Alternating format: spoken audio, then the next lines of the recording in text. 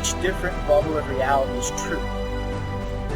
A galactic historian is a person that looks at all the lines of dramatic karma. Nudge, nudge. It's the Holy Grail. Improvise. Mysterious. It's counter psychic intelligence. Why is DNA farming of this star cluster so important? Because we do manifest our reality. We do create our reality.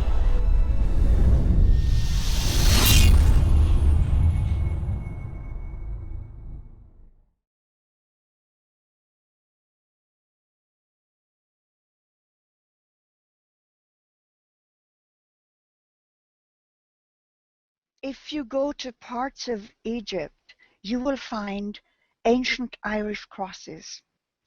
You will find ancient Irish writings, I should say.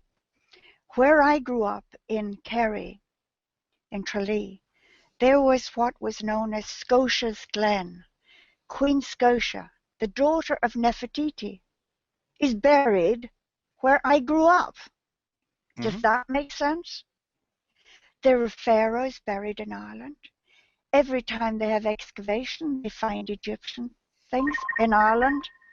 And that just does not make sense. Nope. And you know, similar things happen in Egypt. And these connections go way, way back. And that's why I understood that it wasn't the Vatican then, it was Rome. They decided to destroy the Irish people, destroy Ireland and its religion of love and the ancient Druids, and to destroy Egypt. And those two countries have been kept down. And look at all they've stolen from Egypt. You go into any museum all over the world, and all the ancient Egyptian, those things should be in Egypt, not in the British Museum. No, they should be in a world trust as a legacy, as a global species. Yes, yes. Because it's all technology.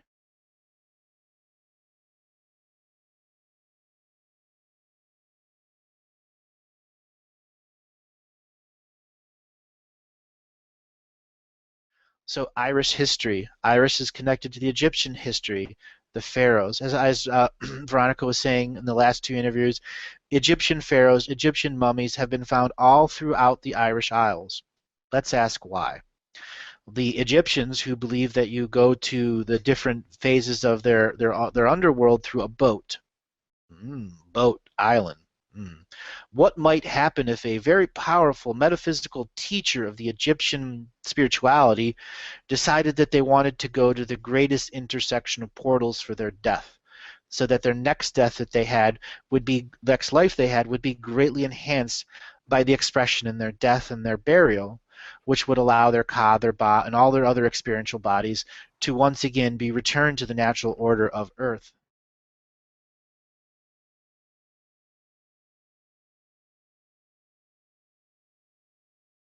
My next question is, thank you.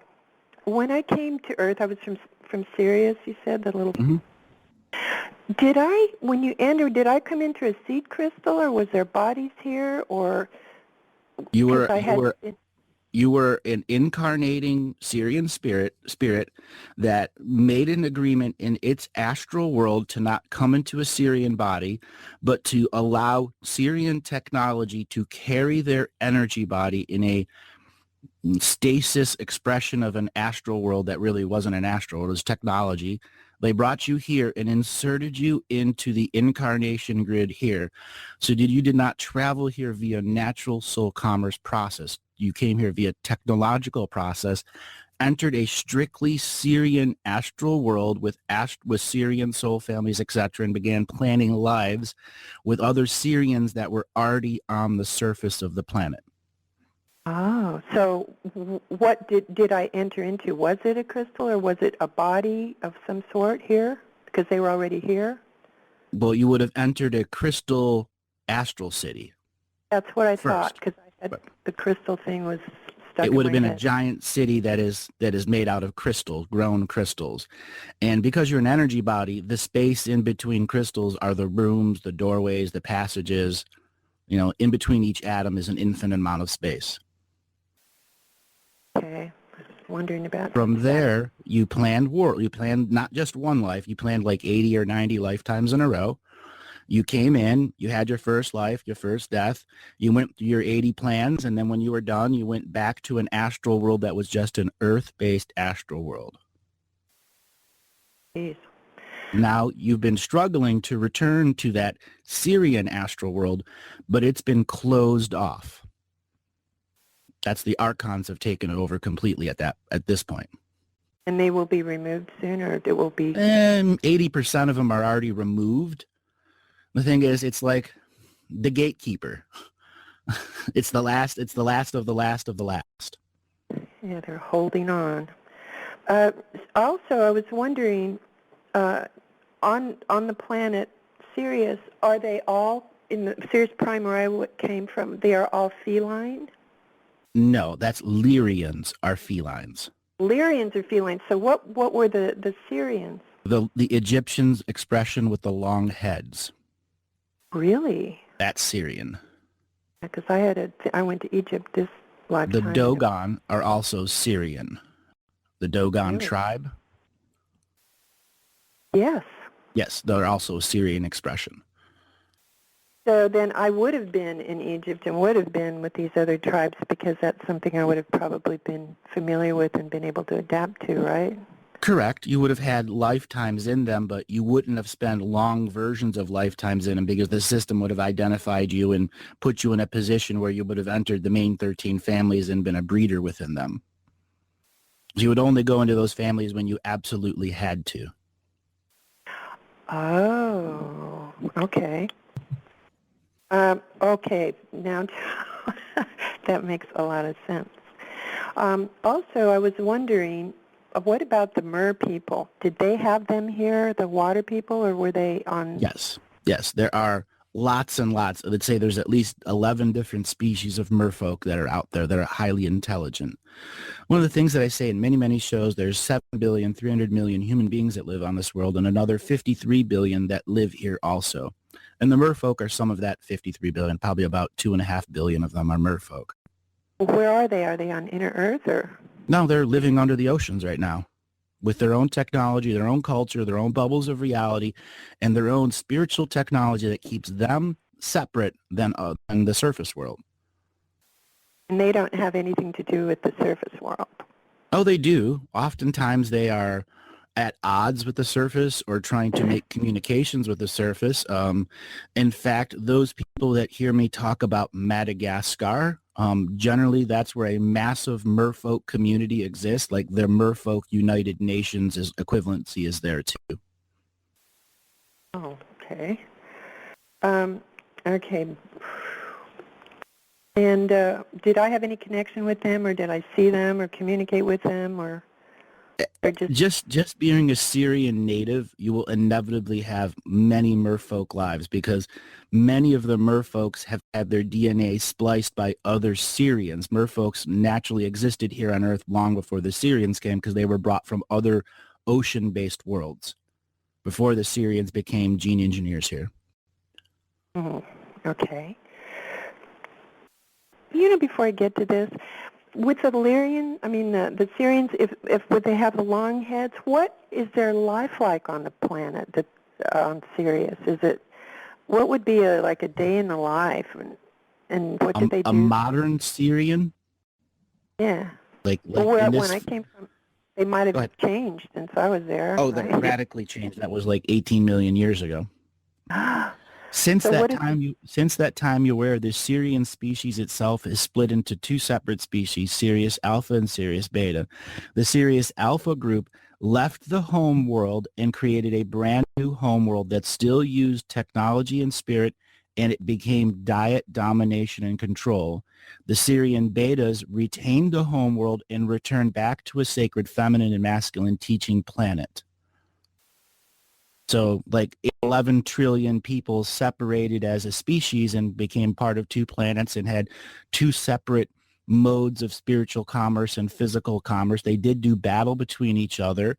The Syrian alphas did join the lizard draconis organizations for a short period of time until they discovered that it was an inevitable long-term backstab, and then they kind of rejoined the good guys and then left the good guys and then created their own group of good guys for a while until they realized that their DNA had been completely entwined into Earth, and a large crop or group of Syrian alphas that understood that diet domination control would not work for the rest of the universe fully invested here on Earth. And this is the main reason why the Egyptian history took over our modern history, because so many millions and millions of Syrian alphas came here in mass spiritual investment, and the Archon grid allowed them to come through.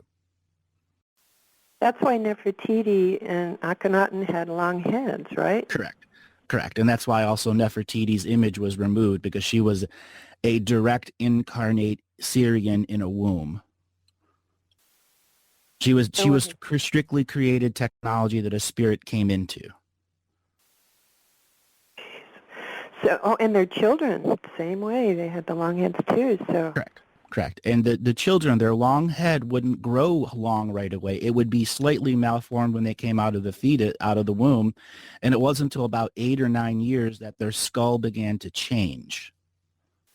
And this is where the boarding of skulls is misconfused by our amateur professional archaeologists that think that they know everything. They would apply the boards there for two purposes. One, as protection, because those boards had spiritual protection all over them, so that the rest of their consciousness could come into the brain and make the expansion natural. Those boards were like actually armor for their brains. They had spells on them. Yes, all sorts of spells all over them. Makes sense. Yep. Okay. They would also steam the wood so that it could form fit around the skull. And every few weeks they'd put a new one, or every few months they'd put a new one. And once the skull started going through its growing phase. So that's why the long hats were so necessary, because it also protected their heads. Correct. When they were even adults, they always wore these long hats.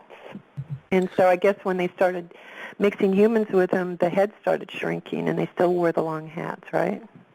No, they stopped incarnating into the main leadership, and whatever was left in the gene pool didn't have enough to create a full Syrian spirit to make the natural head growth different, because a Syrian on their home worlds, their heads would grow long naturally, but here on Earth it's stunted because it's got a different DNA process, different gravity process here too. And their brains weren't divided in half like ours are now, right? It was divided into 3 parts, actually. It was. Yes. This is not something I've spoke of before, but they have their equivalent of left brain and right brain, and then they have a third brain. Instead of a medulla oblongata like we do, where we go fight or flight, their third process gives them full control over their adrenal glands, full control over their sympathetic and parasympathetic, and allows them to use the mystical, magical talents instantly. Oh. And still be a left brain, right brain processing person. We could use that. They didn't have the well, they did. Did they have the reptilian part in their brains, or was it just the Syrian spirit? alphas? Yes, the Syrian alphas did incorporate the reptilian part, because the reptilian part is what that medulla oblongata actually made it much easier for souls that weren't ready to be incarnated here to be incarnated. It's like giving training wheels. It made it easier to trap people here. Whoa. So if I go back home, Andrew, what am I going to find up there if I decide to go back up there? Let's just say you grab a Syrian taxi. Yeah. And you find yourself on a Syrian homeworld. It's not concrete. It's not cities like you could possibly understand here. You know, their buildings are 4, 5, 6 miles tall, 4 or 5 miles wide, with, 2, 3, 4 million people in each building. But inside each building, the space is not equivalent. Like, you would think it would be 100 by 100 room, and it's actually 10,000 by 10,000 every room. They have dimensional technology, so everyone has a nearly infinite amount of space to make their own sacred space within. Wow. The culture is developed into the science culture, the spirituality culture, the music culture, the explorer culture, as well as those that are here to defend the rest of the universe. They have all of that's incorporated into their society.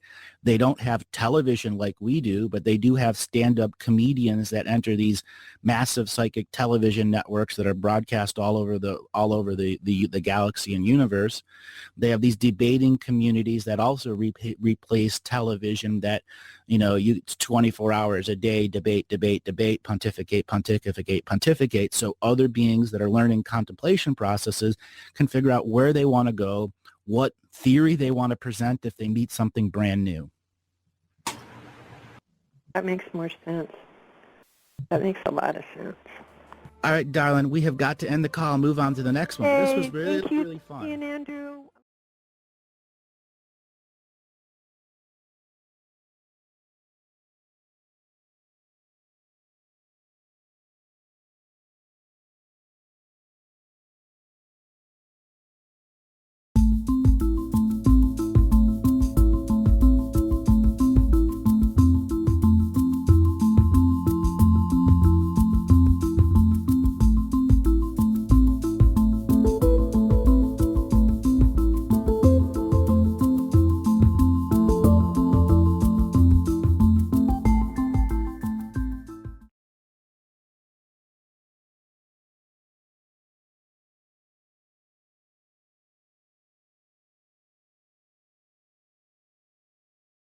So you've been paying attention to Zero Hedge at all? I always do. It's always an interesting place, mate. Very interesting. So, yeah, like, there's a whole thing about gas attack again. And weeks ago, Russia and Syria were warning that we've found labs and there's going to be a gas attack. Yeah. That's because John Bolton was coming into power. John Bolton. Mm-hmm. He's the war hawk that wants war for everything. Yeah, and the Corey Good, David Wilcock, that type of conspiracy crowd believe Bolton is there to save everyone. Well, here's some. I get that. I totally get that. Like John Bolton, he's an interesting pawn or player. I wouldn't call him a pawn. He's definitely a changing game. So at the same time as North Korea is in China. So yeah, they're trying to escalate the war thing because it's bringing the war hawks out. Yeah. Like I just got a sense of that guy. He's dodgy as. He's been in so many things, so he seems to have this like red carpet to get into roles, That's because he's got the ears of the oligarchs worldwide. Yeah. Because he's all of the, let's just say, Council on Foreign Relations and all their other incestuous buddies they have. Yeah. He's a significant contract holder. That's the sort of way I see it, right? And I know you've brought that concept in, but he's definitely got a lot of keys to the reality on that side of things. So, yeah. That's right. It's an effort to increase the destabilization of the world. Destabilization, or in their view, stabilization? Order out of chaos. They are running. There's AIs that are running. There is no chaos right now. You can't believe that there's chaos in this. That's the first thing to understand. There is absolute order to everything here. Okay. Many orders inside that order that has an implicate order to the actual hologram, seen and unseen. There are unpredictable moments in the variability factors. That's what becoming your own self-illuminated master is, and the whole living the mystical life daily training process.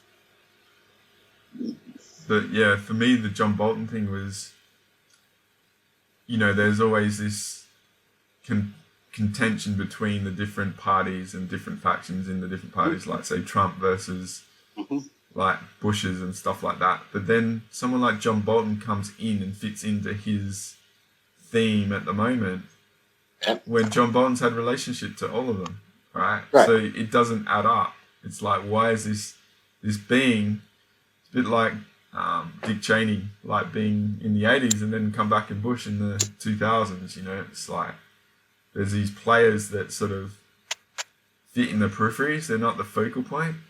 Like they have stroke when it comes to the mechanics of government itself. The black government and the white government. And then the gray government is the off-world government. Because the president here doesn't actually have any authority at all. Of course not. You know, if I were to give it a definition, the president here is just the military governor. The London or the Queen is the banker, military banker, and let's just call it the church are the spiritual contract dividers, housers, holders, and storers. Yeah, I mean, like, you see that in expression with relation to then the hostilities dying down in North South Korea, and then him wanting to escalate it, you know? Yeah. It's just, he's fit into that. There's a reason he wanted to escalate it. The whole reason North Korea is shooting off these missiles, so on and so forth, is not because they're trying to start wars. They have technology they want to release to the world, but they need access to world technology to release this stuff. So does Iran, Libya, the same thing. They're all going to do stuff that was going to change the world, release technology that their militaries have had for decades. But the markets were cut off. This is the Babylonian money magic system where it just isolates. Like, and it's not even significant changes in the radicalness of tech. It's not even like over Unity devices. It's like the whole cell phone industry works off of chips that are produced by Intel. One of the technologies North Korea redeveloped as a technology was transistor-based technology. Remember when transistor radios came out? Yeah. They've miniaturized the transistor and have some other form of technology with it that basically makes a very long-distance CB telephone thing for far cheaper. And then it'll have the same stuff that your smartphone has, and it'll be for like $80 an internal chip and $30 for the board instead of $200 for all that, or even cheaper than that. That's one example. Yeah. Now there's a variety of other examples, like the way big tractors, diesel tractors works, like the Caterpillar tractors and stuff like that. They use a direct drive system. They have other engine formats that are far more effective than the standard combustion engine, and then they're not electrical-based engines. They're pressure-based engines, hydraulic-based pressure engines. So they would be the first country to mass-produce these as vehicles, too. So they would be able to mass-produce a car for $2,000 American dollars that could have, $20,000 worth of features in it. Now, India had that same Tata Motors. They got their ass whooped out of them, too, when they tried to do that here in the States. Yeah. So there are other... Right. So the one other thing with North Korea is they have also developed, let's just say, a different computer coding language that could revolutionize commercial banking, online banking, because they've had to create a protected internal network system from all the sanctions that are going. And there are people within North Korea that understand they could make money worldwide legitimately just off of the software stuff they could release. They could totally become a legitimate country and then, potentially use that stuff for altruistic concepts. They won't, but that's that concept that they could threaten. Basically, that's what they're saying. And when they're shooting off all these missiles, you've got to give us access to the technology or we're just going to start releasing. And I get that, because most people think, wow, that would do a lot of good for the world and stuff like that. But the thing is, there's all these massive components in the machine of the reality that have enormous vested interest in their market. So say you're talking new chips that might compete against Intel. Well, Intel have huge military sort of aspects, and they need the public standing to justify their success, right?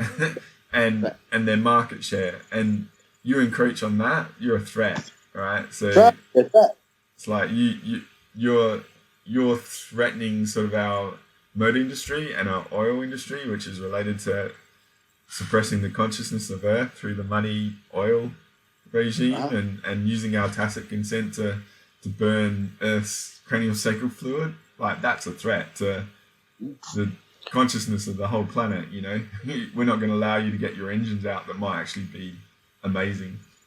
Right.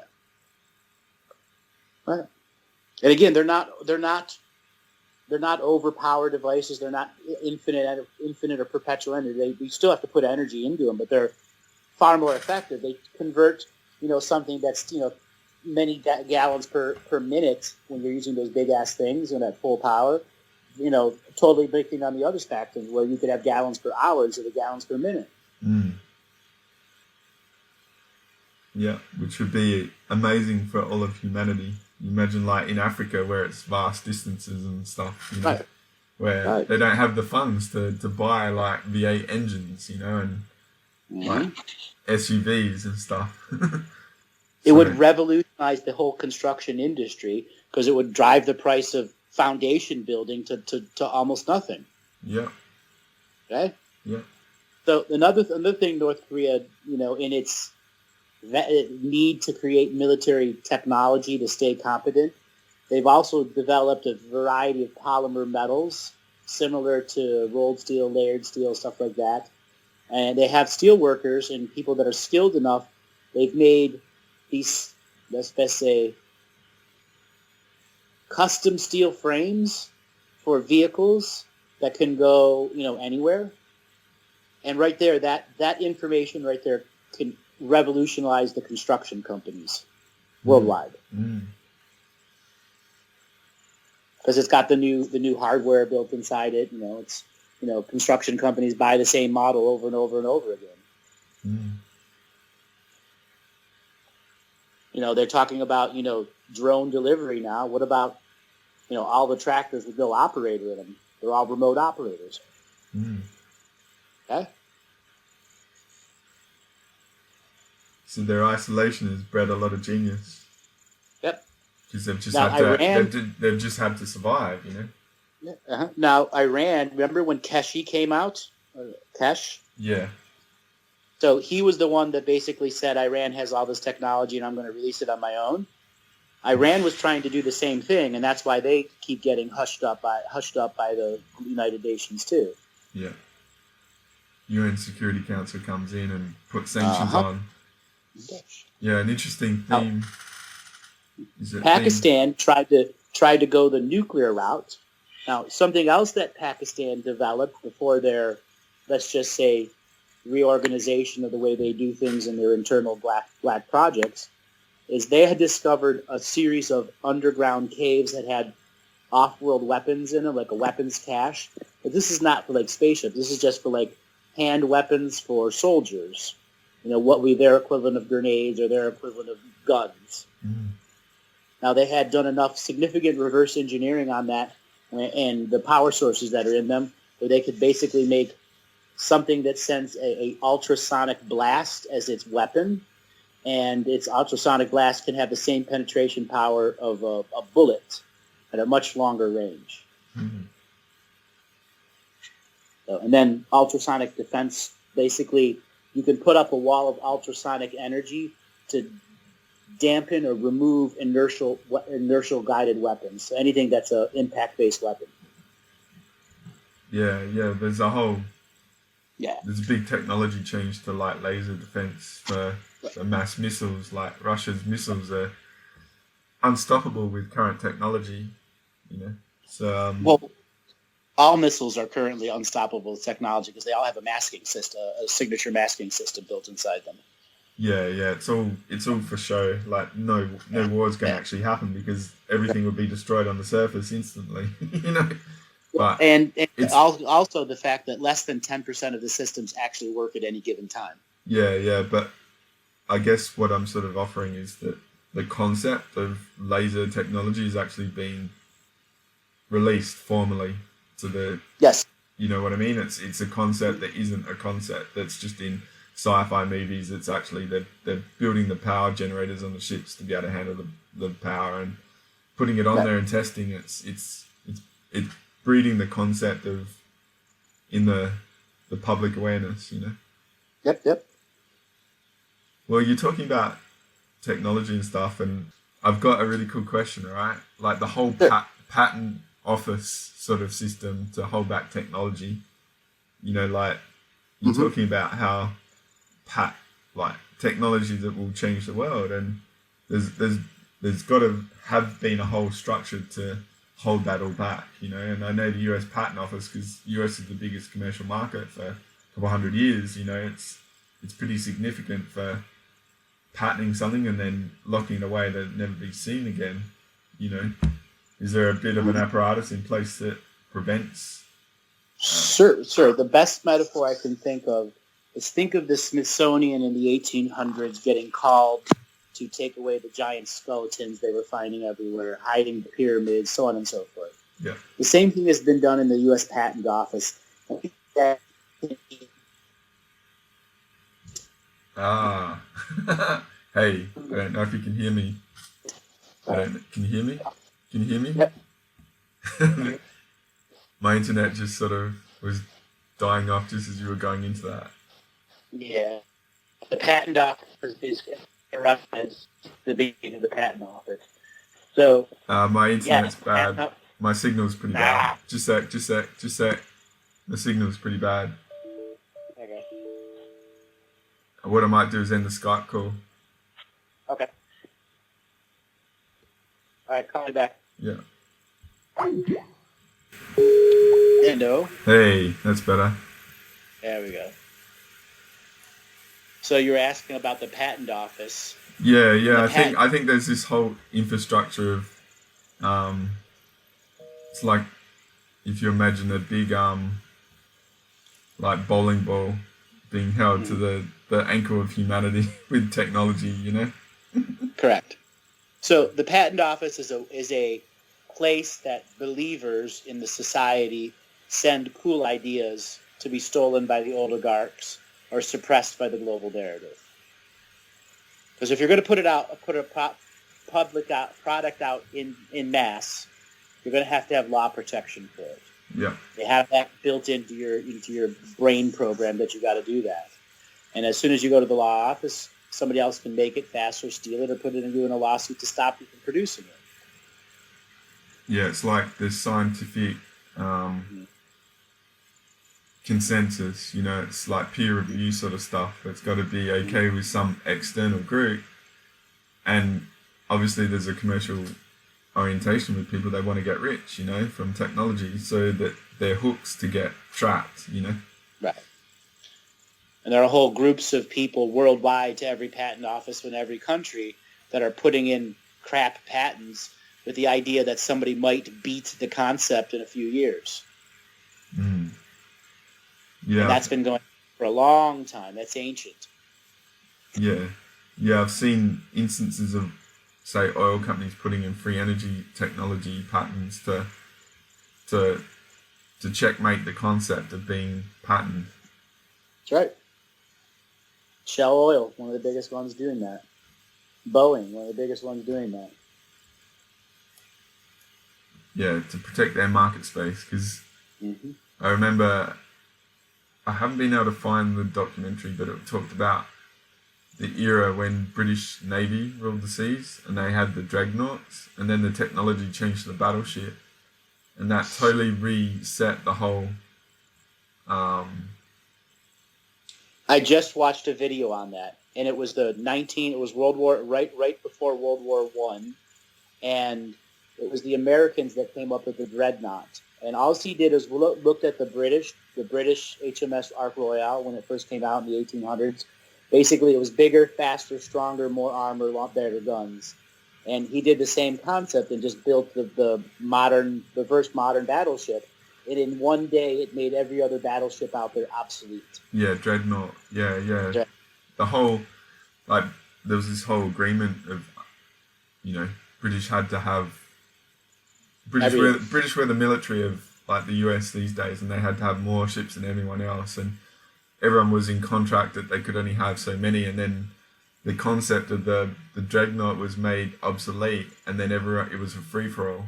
So it was interesting. It was very interesting.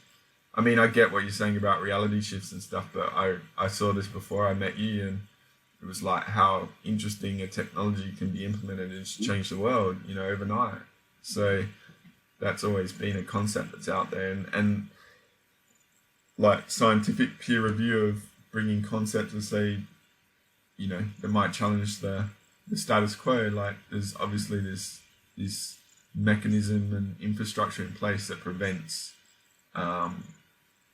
marketing of technologies that would change the world and lose control. And what you're saying is, like, these regimes that have a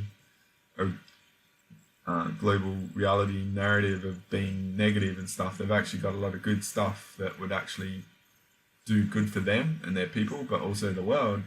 So they're a threat as well, on top of everything else, the perception management. So fascinating, mate. So the next big weapon that you're going to see is China trying to use the yuan instead of petrodollar. And that when Libya wanted to go off of the petrodollar, they didn't want that, meaning you had to buy oil in dollars. He was going to only accept oil from gold. That's what created the whole reason for them to be in Libya in the first place. Yeah.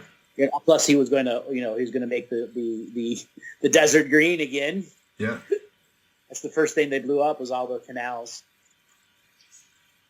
Yeah, 30 years of infrastructure to help, like, feed Africa, basically. Yep, basically make a breadbasket of the world again. The irony with the technology of pipelines alone, that's, hundreds of years old, any desert can be made watered again, even if it was raw salt water being brought in. Well, I guess it's a similar concept to, like, $60 billion or $180 billion would feed the world for a generation or something like that, Years, yeah. $181 billion feeds the world for 10 years. How much money much money and effort and investment would it take to actually rehabilitate regions of the world and actually turn, say, regions that we wouldn't use into regions that would actually aid other areas of humanity, with the scale of people and stuff? Sure. So one of the ideas I came up on a number of radio shows, which was about trying to do good work for a lot of new stuff, which was taking the concept of what an oil tanker is and making a giant seed vessel to bring life energy back into the ocean, where you do shrimp and krill and all the stuff that makes the foundations of life force, different forms of fish, and you breed them on the ships and you release them right into the ocean, and they're constantly using the water that's already there.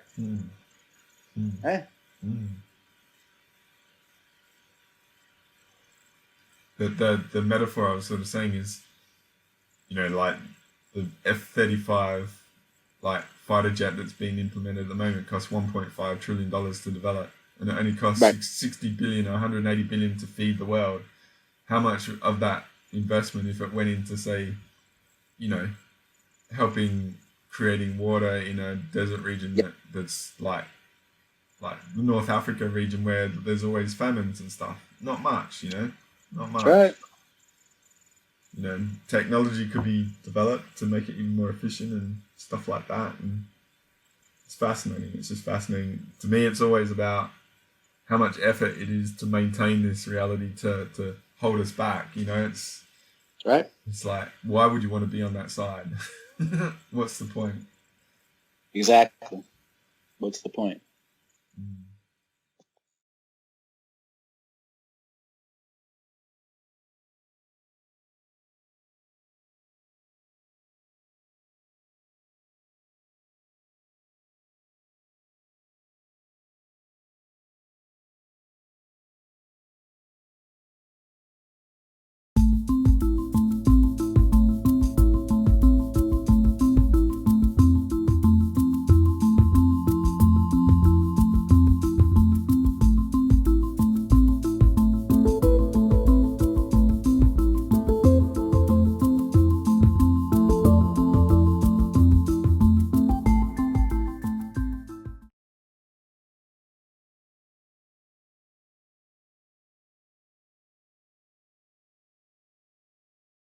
509. Next caller, your name and where you're calling from. 509. Hi. This is Sheikwa from Washington State. Good to hear you, Andrew. I'm finally catching one of your shows after hearing this simulcast you did with Chris Hales and Julian Wells. I really enjoyed that show. I believe Julian was on that. Anyway, I've been wanting to talk with you ever since. So I've done some work, but I know I have a lot more to do. And I have some memory of a really old life. I did visit a Shaw woman who helped me see my Lemurian self, and that was a very powerful experience. And I'm just trying to get through some walls that I'm hitting up against now. I've just gotten married, and things have gotten stabilized, and I'm finally finding this discomfort coming up about things around sexuality and about just letting go of who I've always been as a protective single mom. And and I'm really feeling a strong connection with Gaia, and I want to continue assisting. So I know I'm doing that, but I am looking forward to any advice. All right, what I need you to do is tell me about the first 10 minutes of your day. Be as specific as possible when you first woke up, and what I'm doing is tuning into the infinite you who's going through the process of becoming the finite you. So do about 45, 50 seconds out loud, and I'll tune into you.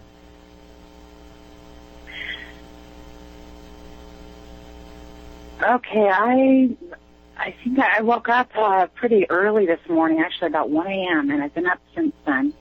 And I just, I think I slowly got out of bed, went to the bathroom, and sat down at my couch and just collected. I kept having flashes of my dreams. That's what happens in my waking. It actually happens throughout the day, but today, this morning, I couldn't really recall a lot of dream, but I was having some emotional impressions of it.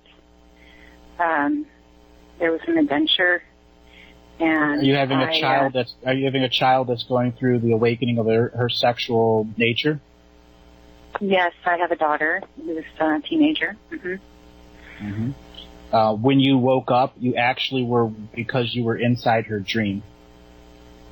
And what woke you up was the fact that dream was a sexual dream with a woman who's having a lot of hormones going through her.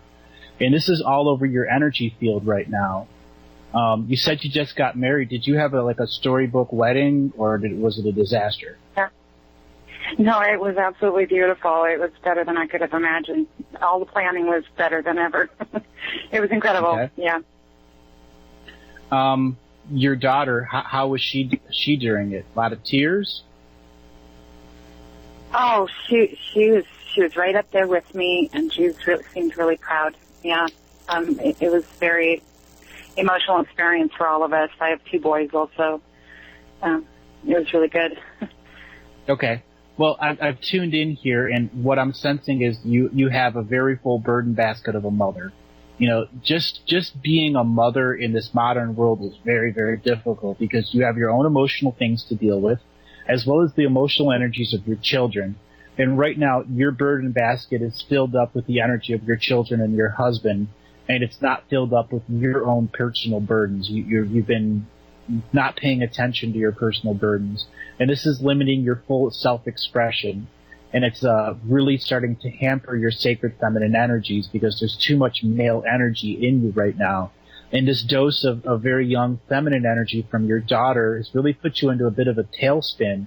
And this tailspin is really preventing you from fully expressing what you experience in the Lemurian side. Now, I don't frequently talk about some of the more difficult subject matters on Lemuria, but part of the Lemurian society was very sexually oriented, and they used very specific kind of sexual maneuvers for healing, because there were people that could not heal themselves short of the technology coming in and taking out the darkness. And there are many, many souls at that time that experienced a lot of darkness that refused the technological version because it was a a shortcut, and their training of faith and soul said that you must do it on yourself because this is a free-willed world, fullest to the extent. So kind of them being a little bit of a hard ass, but you were part of that organization. It's called Vunan Shu.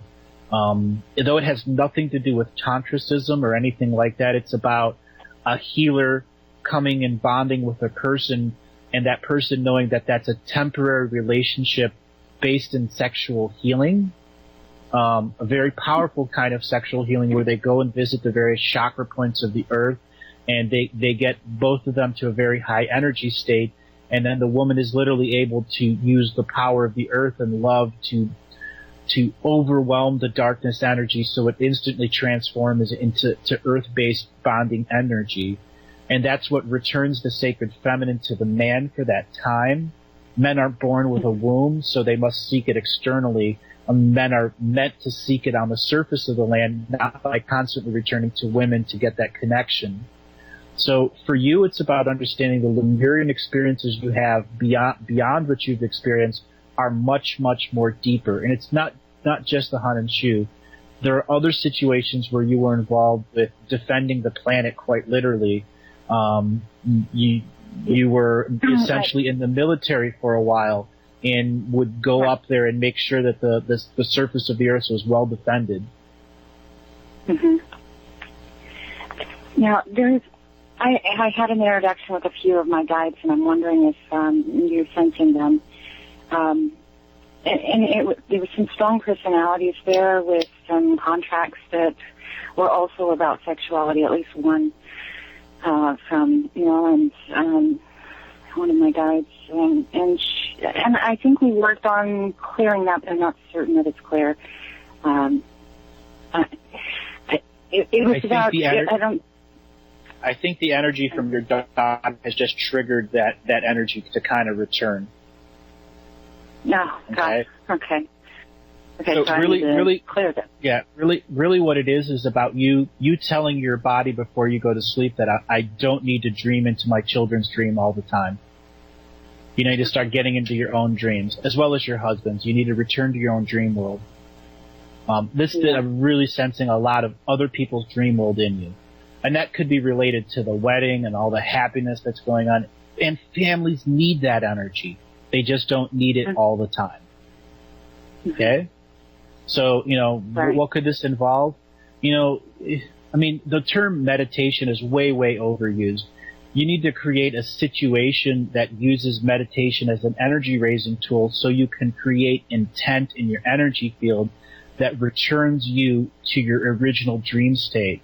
I frequently tell people to get the vision of the Aurora Borealis and the North Pole into your mind before you go to sleep, because that's the true place of our dream ancestors. And I think that would be very beneficial for you so that you can begin the disconnection process of being in the dreams of all your children and husband and get you much more deeper into the path of understanding of your own dreams, as well as understanding that your spirit guides are trying to communicate to you through dreams subject matter that the awake you simply couldn't process because there's no code for infinity in you right now.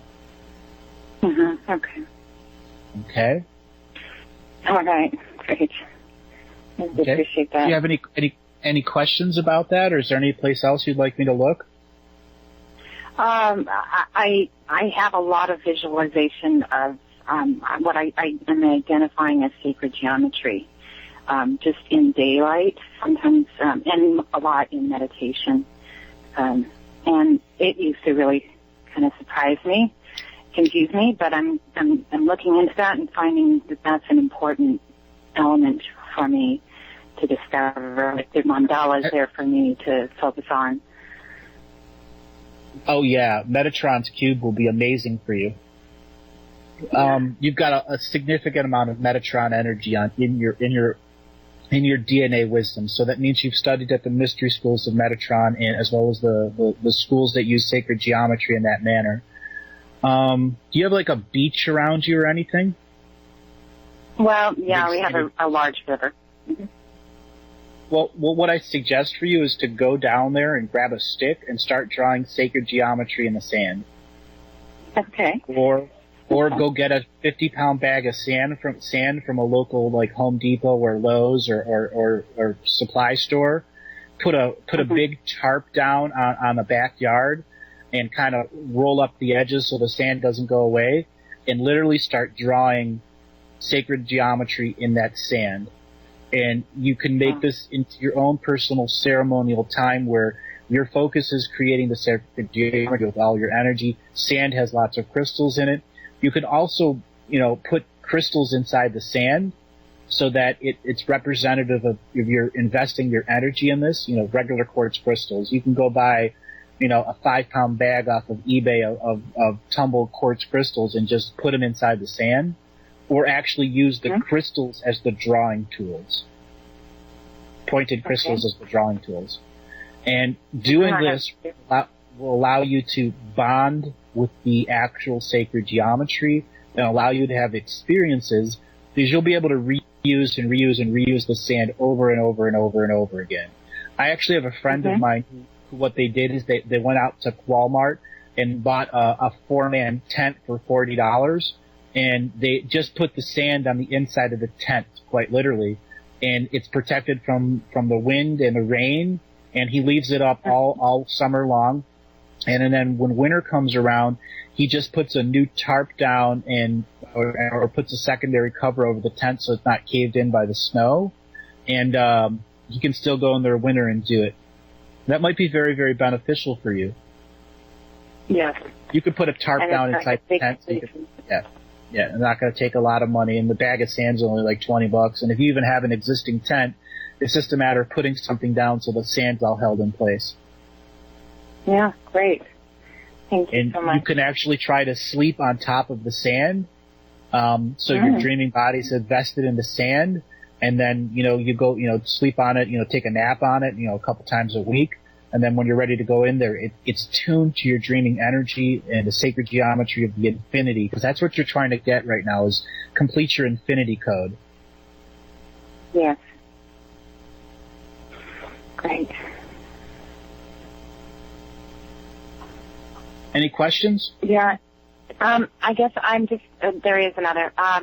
Thank you for taking it. I have had a few, dreams where I'm communicating with people who are in movies and television, and I have no connection. I'm not really, I don't have any strong interest in fan-based information, but they came to me in different ways, and I've had repeated visits with one particular gentleman, and I'm just I guess I'm thinking that the dream time is more of the reality, and what this waking time is more like the dream. I'm trying to I'm thinking I'm adjusting to that because, and then I'm also going, I'm awake. Well, no, this is reality, and that's the illusion. So, I get a lot of people that are sharing dream times with people that are on television or are movie stars or singers. I get that very, very frequently. And you're sharing dream time with them, especially when they do live shows. The energy is very prevalent for them to do dream times. What I suggest you do is when you find yourself in that dream, do you have any lucid control, or is it just an experience? Yeah, actually, one particular visit, I was asked if he was dead, and I said I don't believe so, but you need to ask your higher self if you're ready to do that, if that's where you're at. I was actually having a conversation using some kind of faculties, so I think that in a way was lucid, but I think I was more in the state of shock when I came out of it. Came out of the dream and was awake. I was like, how did this person contact me? Was that real? Yeah. So. Well, I'm going to tell you, if this is not a negative contact. This is soul family contact. And we're in a very strange time of the world right now where soul families are so incomplete, there's a desperation to find them. And the people that are television stars are desperate to find their soul family. That's why they're on TV. And, the forces of domination and control use that against them, and many times they get, tied up into just crappy situations. And if you're counseling this person in any way, shape, or form, you're completing your soul mission purpose. What I'm actually sensing is the person that you're talking about was in a previous soul family of yours, and then you transitioned from one soul family to another, but you left some contracts open so you could counsel him in the dream time. And this is representative of what you functioned with during the last fall of Atlantis. You'd already passed beyond the sexual type healer and had gone into a different kind of healing, a dream state healer. And it's representative of some of the lifetimes you lived in the Native Americans here in the United States and Canada. Not so much in the Southwest, more Montana, Manitoba, Vancouver, Washington State, upper Northern California. Lived many, many lifetimes there as a dream seer. And these skills are starting to bleed over from one lifetime to this lifetime. And my best advice for you is disconnect from the dream worlds of your children and your husband. Find someplace to sleep which you're not in their room. Take regular naps away from them and create out loud verbiage that indicates to your energy body you need to get to your original dream space with all of your dream time teachers and allies in the proper places so you can begin to commune with the true dream time you. There's actually many past lives of yours that are living right now. They're not dead. We live all of our past, present, and future lives simultaneously. And there are many of the past Dreamtime seers who are using the fire to try to project their dream world to a future version of them, which is you now. Okay. So it'd be very, very beneficial for you to use fire, to use the sleeping away from your family. I mean, you can still sleep with your husband, but you have to have times where you're back to your own. Yeah, I am a regular napper. Okay. Yeah, I've been feeling that actually. Have you ever had an opportunity to go and do a sweat lodge? Yes, and there's one locally I can go to. So, yeah, it would be a good idea to go. It would be really a good idea to go there. And then, do they do 4 rounds of prayers inside there, north, south, east, and west? Yes. What do they do? Yes. Focus your prayers around protecting your children and your husband, so you can finish your Dreamtime adventure and connect to your Dreamtime allies. Okay. Lovely. That's wonderful. Thank you. I appreciate that advice so much. Well, I have other callers that I have to run to. Do you have any other questions? No, thank you very much, Andrew, and I'll listen again. Thank you. All righty. Take it easy.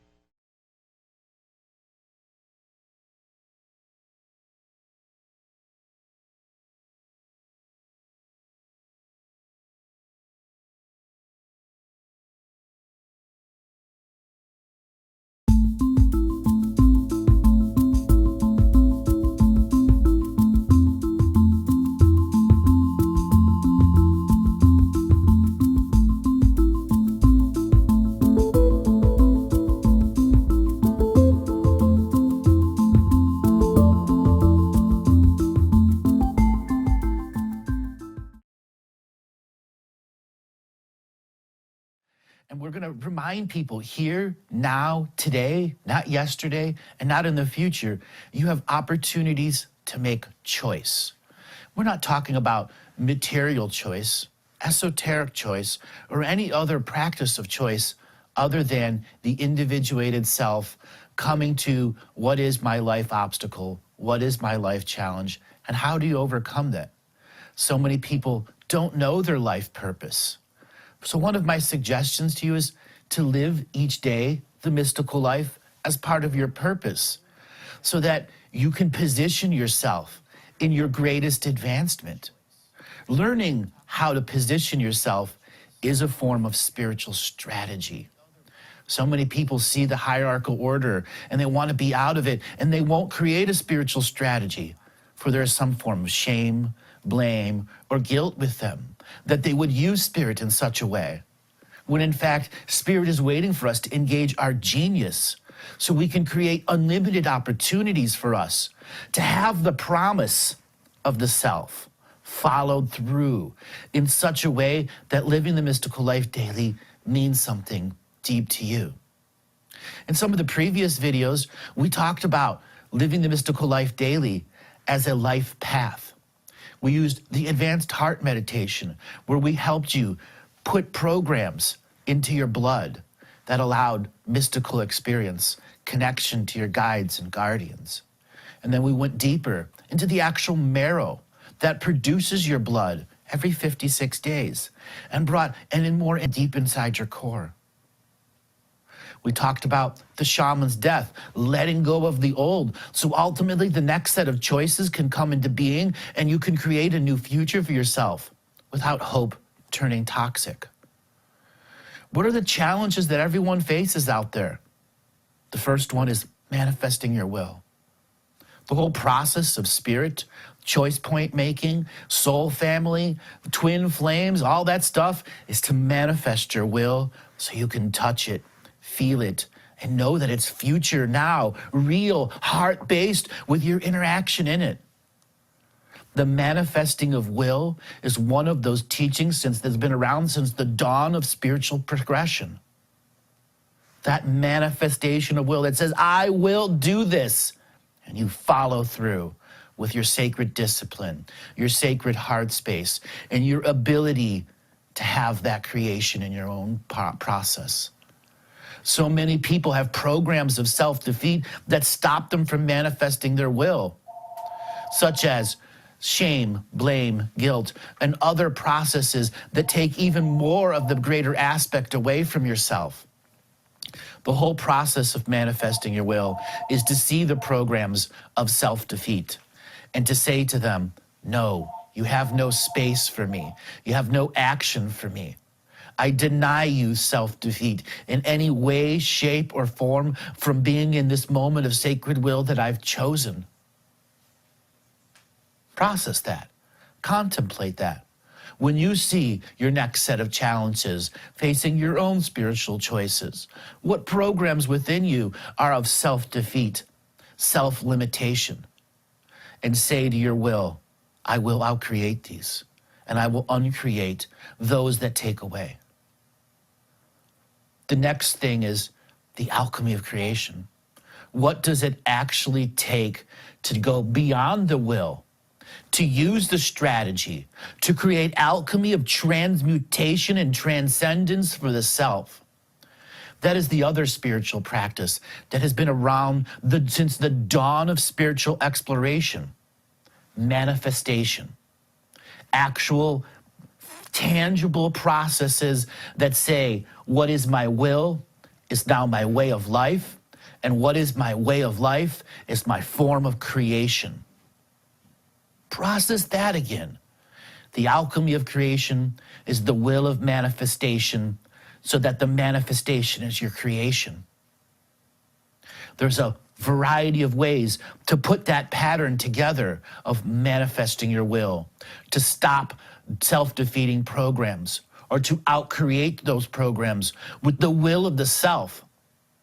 Alchemy comes in the form of fire. Alchemy comes in the form of meditation. Alchemy comes in the form of walking in the park to transmute energy, to transform an old way of being. The transformation process are those that have gotten to the tactics, to the strategy of application of the self. The transmutation is the next level, where you can use your will of alchemy creation. And you can go into that transformative moment and use techniques like you learned in the advanced heart meditation, the fetus in your womb, or the fetus in your mother's womb, if you want to go for extra credit. In the process of learning in the fetus of the womb, it starts you as just a handful of cells. Before you had arms, legs, before you had even a mind, you were just a heart. And that very heart that is in creation is the same heart that's here today. It has just grown and grown and grown and grown until it was a fetus. And that fetus went through its infinite to finite creation process. Its fetus alchemy of creation. It manifested its will. It came out of the womb. Its umbilical cord was cut, and it had a mother and father, and spiritual contracts that made it an agenda-based being, and it was no longer a non-agenda being, for it had been born through the alchemy of creation, through the mother and the father and an insemination process. And that fetus to infant grew into the being that you are today. And that is something each and every one in this person in this world and many other worlds share. The birthing process of being the fetus in the womb.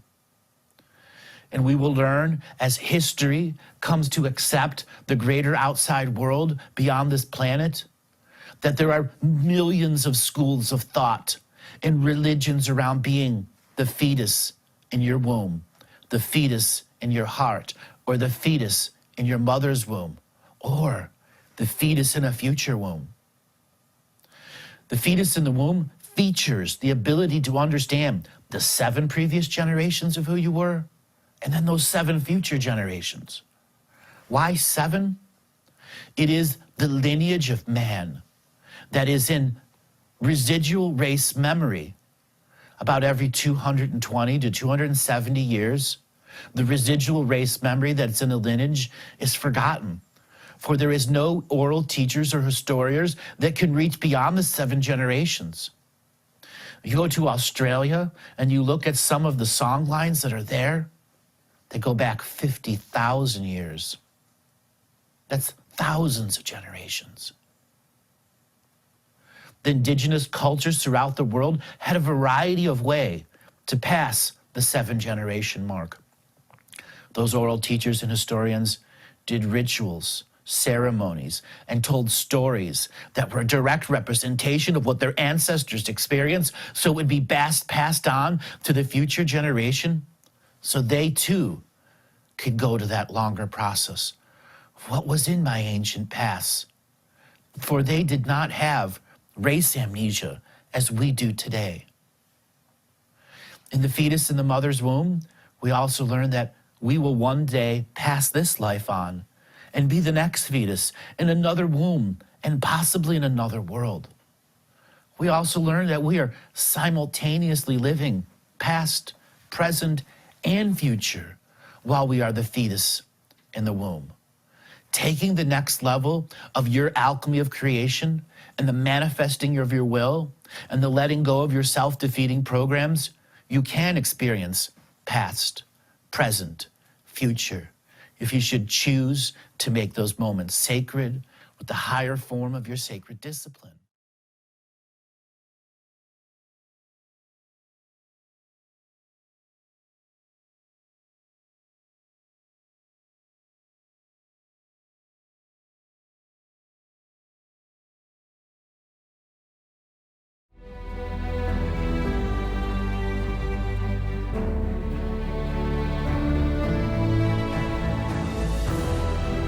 Each different bubble of reality is true. A galactic historian is a person that looks at all the lines of dramatic karma. Nudge, nudge. It's the Holy Grail. Improvise. Mysterious. It's counter psychic intelligence. Why is DNA farming of this star cluster so important? Because we do manifest our reality. We do create our reality.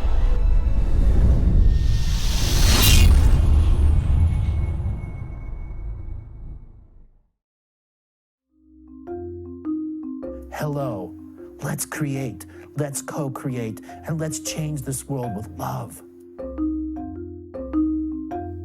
No matter if you're from Alpha Centauri or Earth, we all began with the same birthing process. We live in a limited point of view. Living the mystical life daily is about striving for the unlimited point of view. Each day, each human being gets an infinite amount of choices. The level of awareness that you are working at means you have a responsibility to be equal with it. How does one truly let go of expectation?